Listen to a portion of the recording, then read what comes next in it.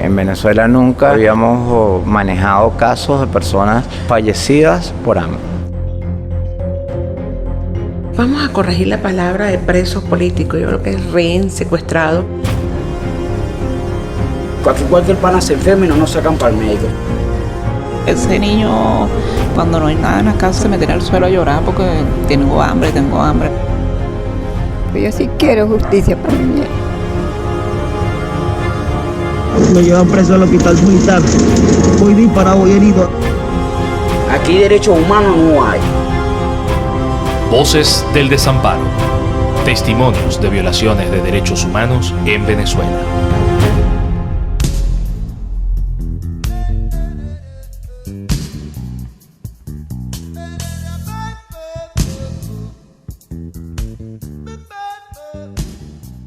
Papá sabía lo que le podía pasar. Muchas veces pensábamos, papá sabía lo que le podía pasar porque se lo dijo a mi hermano y sabía que no podía escapar porque ya tenían mucha gente encima.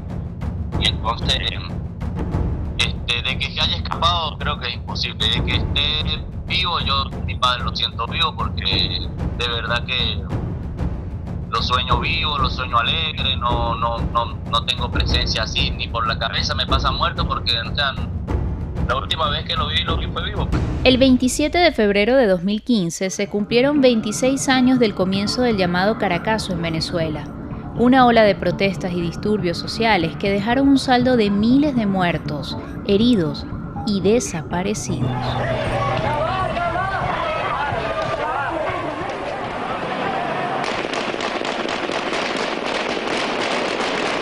Justo ese día, el 27 de febrero de 2015, en Mérida y no en Caracas, una persona también desapareció. Su nombre, Alcedo Mora Márquez. Días después, también desaparecieron dos jóvenes de nacionalidad colombiana que trabajaban con él, Jesús Schneider y Eliezer Vergel Prado, sobre cuyo paradero tampoco se ha tenido rastro. Luego que mi papá va a la gobernación el 27 de febrero, viernes, a la gobernación, entonces hay como una reunión de entre Luis Martínez y funcionarios de la SODI, de los altos de la gobernación, del comando ahí del estado, y es cuando mi papá no llega, pues no llega el 27 a la casa. Mi hermano, como ve que no llega, se preocupa, empieza a llamarlo, le dice que estaba bien, le dice no, todo bien. Le manda un mensaje de texto y le dice que él está bien. Entonces, luego el 27, el 28, ya continúa que no llega a la casa, mi hermano empieza a llamarlo, me llama, me avisa la cuestión, y él manda un mensaje, dice que está bien, dice no, estoy bien, estoy con unos camaradas. Y entonces es extraño que mi papá se dirigiera así, pues siempre decía unos compas, unos amigos, unos compañeros, un camarada, muy poco utilizaba esa palabra. ¿A dónde van los desaparecidos? Buscan el agua y en los matorrales. ¿Y por qué es que se desaparecen? Porque no todos somos iguales. La desaparición de Alcedo Mora y los hermanos Jesús Schneider y Eliezer Vergel Prado es, de acuerdo con Amnistía Internacional y otras organizaciones de derechos humanos internacionales y nacionales, un caso de desaparición forzada. Saluden.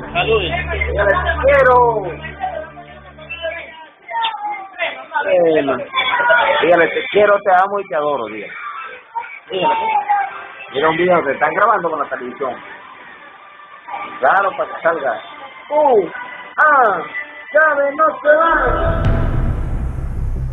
De Alcedo Mora Márquez hay poquísimos testimonios grabados en audio disponibles en internet. En ese que acaban de escuchar, donde trata de convencer a su hija menor, Natalie, de que salude a la cámara que la graba, Alcedo Mora deja en claro su posición política.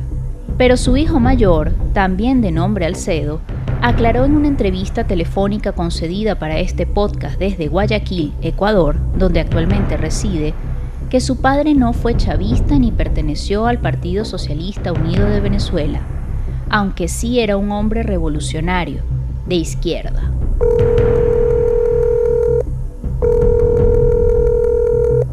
Y hay que dejar bien claro que él pertenecía al PRB Ruptura dictadura, nunca perteneció al PSUV ni fue chavista, pero por influencia de parte de la izquierda, de esta izquierda que mi papá venía militando, y actividades sociales, mi papá llega a este cargo ahí donde estaba, que en algún momento hasta ni lo quiso tomar porque la organización que mi papá militaba no lo veían bien.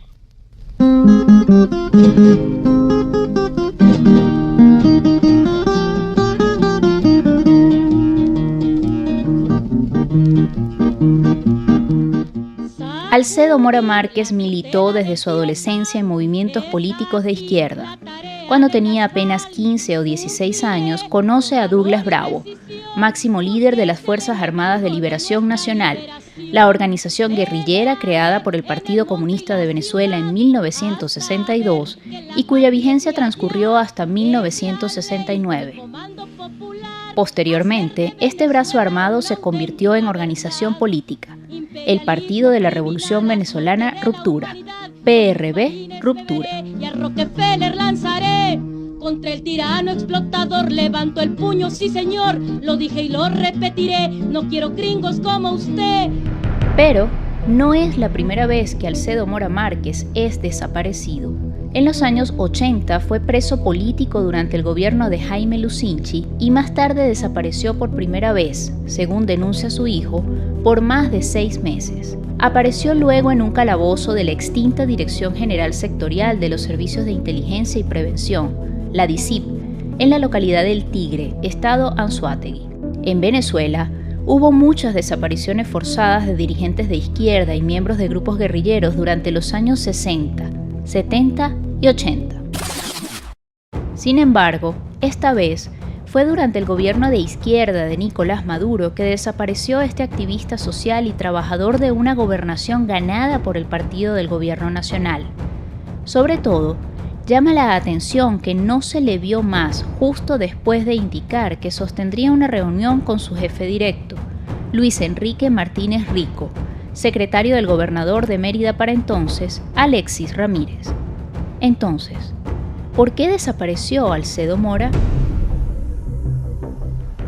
La misma denuncia que nosotros tenemos vienen siendo las denuncias que mi padre le entrega a Alexis Ramírez, aparte de otras que por supuesto él no la va a sacar la luz. Él nos vio como que dice lo más suave, que eran en los eventos electorales cuando se dotaban de maquinaria, de toldo, de máquinas de electricidad, todo eso se perdía, se lo robaban y cosas como esas y todo el trabajo que venía haciendo con funcionarios de PDVSA. La denuncia que mi papá manejaba, pues como te digo, yo no realmente, si te digo que yo vi y la revisé y eso sería mentirte, pero sí manejaba unas denuncias que él mismo lo decía. En una ocasión de esa mostró un papel donde Rafael Ramírez tenía un papel firmado original de Rafael Ramírez que le habían pasado personas adscritas a PDVSA del Vigía y de donde estaban delatando todo el chanchullo que había ahí dentro de PDVSA en la región del estado Mérida, en el Vigía, en Llenadero, cómo habían gandolas y cómo salía combustible de ahí que no era fiscalizado por la vía reglamentaria, sino que salía por caminos verdes. Luis Enrique Martínez Rico, el jefe directo de Alcedo Mora para el momento de su desaparición, trabajó antes en la estatal Petróleos de Venezuela, cuando Rafael Ramírez era presidente de esta empresa. Al consultar a Rafael Ramírez sobre las pruebas de presunta corrupción en PDVSA que el hijo de Alcedo Mora afirma que su padre tenía, este contestó: "De ese caso no sé nada. Sé que hay acusaciones contra la anterior gestión de la gobernación, pero te digo que, sinceramente, no creo que ninguna de las personas que han sido señaladas estén involucradas en un hecho como ese. Los conozco a todos. Me cuesta creerlo". Y sí que los conoce, pues Alexis Ramírez, gobernador de Mérida para el momento de la desaparición de Alcedo Mora, es primo de Rafael Ramírez. Ahora bien, aunque Rafael Ramírez niega conocer las denuncias formuladas por Alcedo Mora, su primo, sí reconoció que existen mafias de contrabando en la planta de llenado de combustible ubicada en el Vigía, estado Mérida. Dice Ramírez: "En todo caso, sería algún problema con las mafias de contrabando en el Vigía. Allí hay un gran llenadero de gandolas y todo ese eje panamericano está infestado de contrabandistas y paramilitares. Por allí pasa el contrabando hasta La Fría y después a Colombia o sale por el sur del lago de Maracaibo en gabarras o embarcaciones. Pero estoy solo elucubrando, indicó por escrito y a través de WhatsApp el hoy expresidente de PDVSA y disidente del gobierno de Nicolás Maduro. Al preguntarle al hijo de Alcedo Mora más detalles sobre las pruebas que tendría su padre sobre lo que Rafael Ramírez dice desconocer, dijo lo siguiente. El trabajo realmente de mi papá, cuando empieza a hablar con funcionarios de PDVSA, que no sé, menos le tendría mucha confianza por pasarle papeles firmados por un papel firmado de Rafael Ramírez por un tanto cero o una cifra tan larga que parecía número de teléfono, que bueno, que mi papá decía, mira, esto es peligroso, esto yo tengo a mi hermano, y así empezó a archivar, a hacer un trabajo. Eso duró, eso no fue de un día a otro día, que mi papá vino a hacer un expediente así de tráfico de gasolina.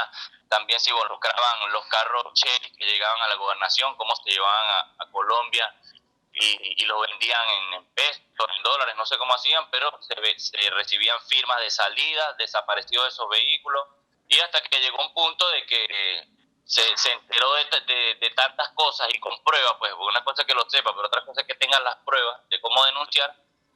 Y mi papá quería sacar todo eso a la luz pública, pero no podía ni a fiscalía ni a ningún cuerpo para dónde, porque todo tenía que ser como directos de militares altos de Caracas, cosas que se atrevieran a denunciar. En internet se encuentra disponible un informe de las denuncias que habría hecho Alcedo Mora ante sus superiores en la gobernación. Dicho documento fue elaborado por Yasmeli Pernía, ex dirigente de un consejo comunal en Mérida y comadre de Alcedo Mora Márquez, quien trabajó con él en política. Allí, Pernía presenta soporte sobre un supuesto suministro que PDVSA hizo, mediante la Gran Misión Vivienda Venezuela, para garantizar la logística del comando de campaña del partido de gobierno durante las elecciones presidenciales del año 2012 en el estado Mérida. Dicho informe, elaborado por Yasmeli Pernía, está dirigido y fue entregado a Orlando Efraín Padrón Hostos, quien para el año de la desaparición de Alcedo Mora y los hermanos Vergel era el fiscal nacional número 48 y director de delitos comunes del Ministerio Público. Padrón Hostos fue el fiscal nacional designado por el Ministerio Público para investigar estas desapariciones. Tratamos de contactar a Yasmeli Pernía para hablar sobre ese informe elaborado por ella. Encontramos que desde hace meses vive en Santiago de Chile, según indica en su perfil de Facebook. Por esa vía le solicitamos una entrevista para este podcast, pero nunca respondió.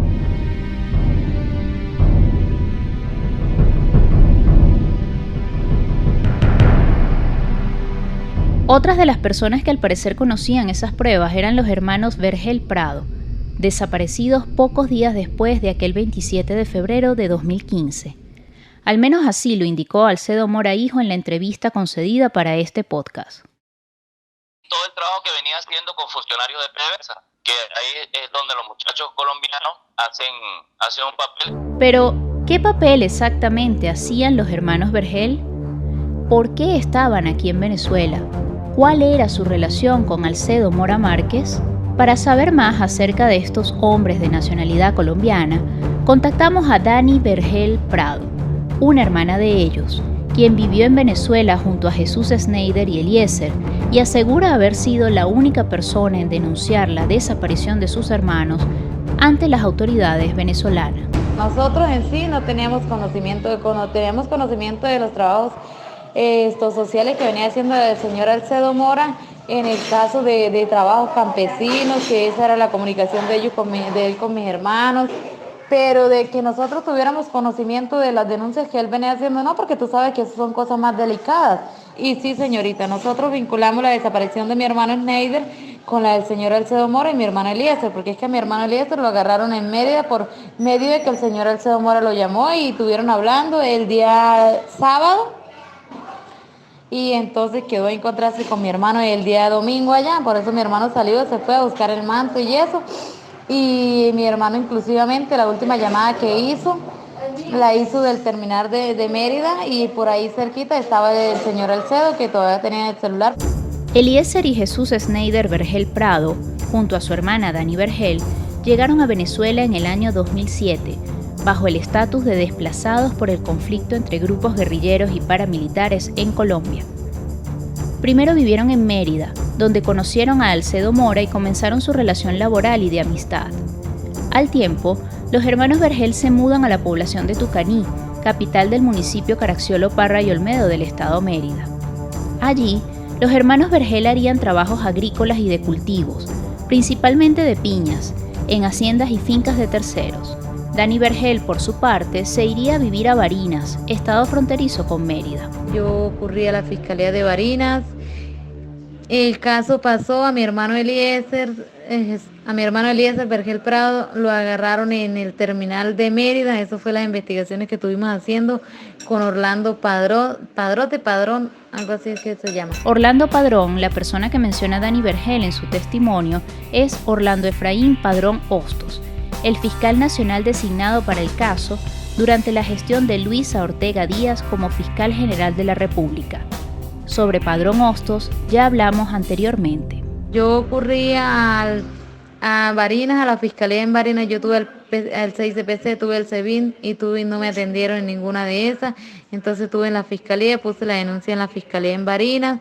De ahí el otro día yo puse la denuncia el 3 de marzo del 2015. La denuncia que interpuso Dani Vergel ante la Fiscalía fue la desaparición de sus hermanos. Según cuenta, el fiscal Orlando Padrón inició las averiguaciones a través del rastreo de llamadas registradas en el teléfono de Eliezer Vergel, entrevistas a los familiares sobre la relación de los hermanos Vergel con Alcedo Mora Márquez y visitas a los últimos lugares donde se presume que estuvieron los desaparecidos. Bueno, estuvimos ubicando las llamadas. Él llamó el día domingo a las 3:30 de la tarde más o menos, a las 3:45 algo, hay otra llamada que él llamó para la casa, dijo que estaba bien, que no nos preocupáramos, él se iba a reunir con el señor Alcedo Mora. Ese domingo al que se refiere Dani Vergel fue el 1 de marzo de 2015.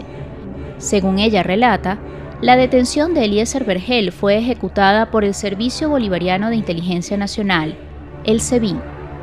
Luego desaparecería Jesús Schneider Vergel en la población de Tucaní.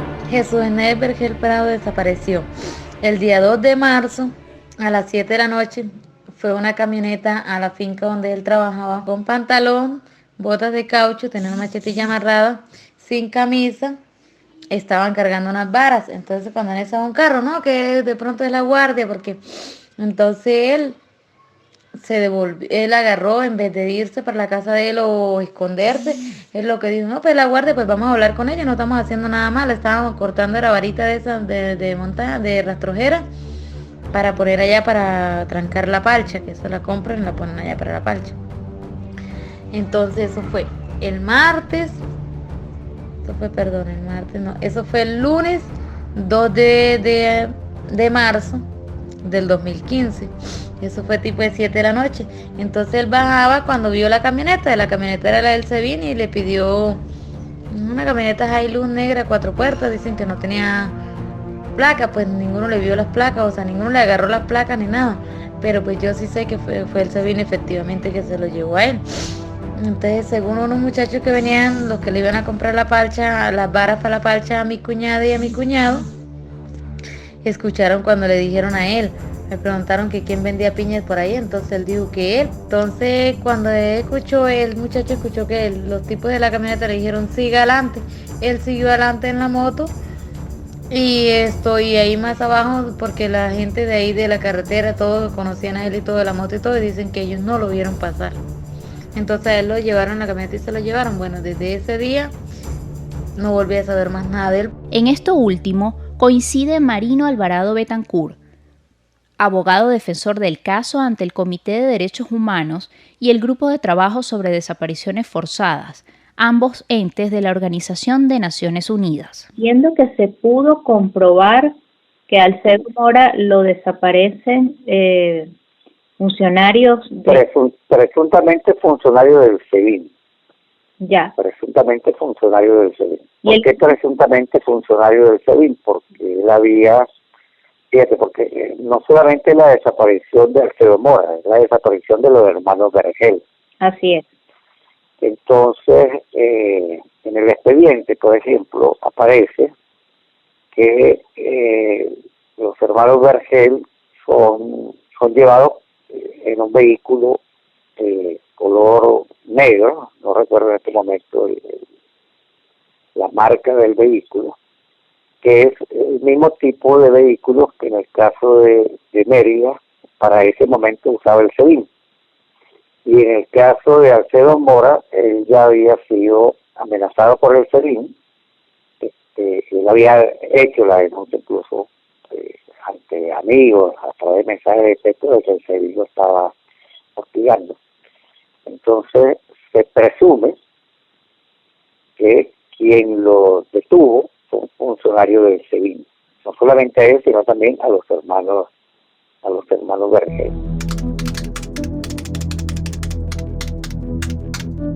Venezuela no está actualmente entre los países con mayor número de desapariciones forzadas de la región. Según cifras oficiales de organizaciones como Amnistía Internacional, Colombia, Argentina y Perú son los países de América del Sur con más casos de desaparición forzada, los cuales se cuentan por miles. Las primeras desapariciones forzadas en Venezuela, al igual que en el resto del continente, ocurren en la década de 1960. Marino Alvarado Betancourt da cuenta en un artículo de que, en esos años, Venezuela sumó la mayor cantidad de personas desaparecidas por fuerzas policiales o militares en el continente. La mayoría de esos casos quedaron impunes. De acuerdo con cifras del Programa Venezolano de Educación Acción en Derechos Humanos, PROVEA, entre el año 2000 y 2016 se han registrado 188 casos de desapariciones en Venezuela. De acuerdo con PROVEA y Amnistía Internacional, el caso de Alcedo Mora Márquez y los hermanos Vergel es considerado como una desaparición forzada. Marino Alvarado Betancourt también considera que se trata de una desaparición forzada. Cuando se habla de desaparición forzada, se habla de una persona que ha sido detenida por algún funcionario público. Es decir, puede ser militar, puede ser de la policía. Y esta persona, una vez que es detenida, no se sabe su paradero. No se sabe dónde está detenida, no se sabe a ciencia cierta qué organismo policial lo detuvo. No ha tenido contacto con familiares, no ha tenido contacto con amigos, no ha tenido contacto con abogados. El Estatuto de Roma, en su artículo 7, enumera los crímenes considerados de lesa humanidad e incluye la desaparición forzada de personas como uno de ellos. En la legislación venezolana, la Constitución establece en su artículo 45 la prohibición a la autoridad pública, sea civil o militar, aún en estado de emergencia, excepción o restricción de garantías, practicar, permitir o tolerar la desaparición forzada de personas. Uno de los primeros recursos de amparo introducidos ante la desaparición de Alcedo Mora Márquez fue un habeas corpus, el 13 de mayo de 2015, que fue elaborado por Francisco Ferreira y Milagro Terán en su condición de abogados defensores del caso. Por decisión de los hijos de Alcedo Mora Márquez, los abogados Ferreira y Terán no continuaron asistiéndolos en el caso. Alcedo Mora y su hermano Simón intentaron sin éxito encontrar solución a través de amistades de su padre y funcionarios del gobierno. Más adelante, ellos encargarían la asistencia del caso a la ya mencionada ONG venezolana PROVEA, a través de cuyos abogados defensores de derechos humanos elevaron el caso a instancias internacionales. De acuerdo con PROVEA, el 28 de junio de 2016, el Comité de Derechos Humanos de Naciones Unidas recibió la petición de actuar sobre este caso por parte de los familiares. En noviembre de 2017, el Ministerio Público venezolano llamó a declarar a algunas personas que anteriormente ya habían dado su testimonio sobre este caso. PROVEA presume que la retoma del mismo, casi 3 años después, se debe a que el gobierno venezolano recibió una notificación por parte del Comité de Derechos Humanos de las Naciones Unidas de que los hijos de Alcedo Mora, con la asesoría de PROVEA, habían denunciado el caso ante esta instancia internacional. Nosotros lo que hicimos fue presentar el caso en 2 instancias internacionales. Lo presentamos en el Comité de Derechos Humanos de Naciones Unidas, ya te voy a explicar cómo está ese proceso, y lo presentamos en el Grupo de Trabajo de Desaparición Forzada de Naciones Unidas. En el caso de presentar el caso del Comité de Derechos Humanos, ¿en qué nivel estamos? Estamos en el nivel en que nosotros presentamos nuestra denuncia, el Estado venezolano la contestó, nosotros esa respuesta que dio el Estado venezolano la respondimos y estamos atentos a ver si el Estado venezolano va a responder la respuesta que nosotros le dimos a su escrito. El procedimiento normal es ese. El pronunciamiento más reciente de un funcionario del gobierno sobre este caso de desaparición forzada lo hizo el actual fiscal general de la República, Tarek William Saab, el pasado 31 de mayo de 2018, en una entrevista que fue televisada. ¿Qué sabes tú del caso del Alcedo Mora? Que además no sé si lo conociste. Siempre, sí, lo conocí. Sigue desaparecido, ¿no? Un gran amigo. Es una investigación que yo aspiro se va a resolver, Vladimir. Yo estoy seguro que sí se va a resolver. Es un caso que lo vincula a él con otras 2 personas, por cierto, de origen colombiano.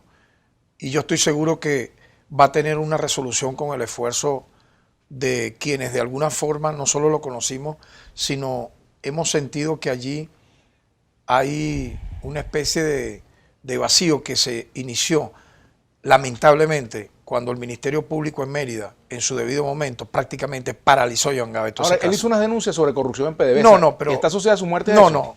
Yo sinceramente no me atrevo a especular sobre ese tema. Hay otras hipótesis que no quiero adelantar, de verdad. Yo sinceramente no me atrevo a especular sobre ese tema.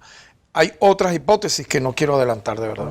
Recordemos que Tarek William Saab era el defensor del pueblo cuando Alcedo Mora Márquez, Jesús Schneider y Eliezer Vergel Prado desaparecieron. Con él también conversaron en ese momento los familiares de Alcedo Mora, pidiendo su intervención en el caso. Para la realización de este podcast solicitamos una entrevista a Tarek William Saab vía correo electrónico, a fin de conocer su versión sobre las acciones que como defensor del pueblo ejecutó en el momento de estas desapariciones y su rol actual como fiscal general de la República frente al caso. Dicha solicitud de entrevista no fue contestada. Actualmente, este caso de desaparición forzada espera una decisión por parte del Comité de Derechos Humanos de la ONU, la cual podría tardar cerca de un año. Mientras tanto, los hijos de Alcedo Mora y la hermana de Jesús Schneider y Eliezer Vergel Prado ya no se encuentran en Venezuela.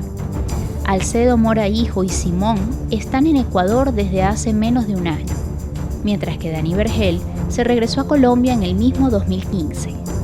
Los hermanos Mora alegan que su huida del país respondió a presiones y amedrentamientos de funcionarios del SEBIN por seguir investigando y denunciando la desaparición de su padre. Dani Vergel, por su parte, prefirió cambiar su nombre en la red social Facebook para evitar correr con la misma suerte. Investigación, guión y locución, María Fernanda Rodríguez. Grabación, Gianfranco Dávila. Edición y montaje, Juan Vicente Brusual.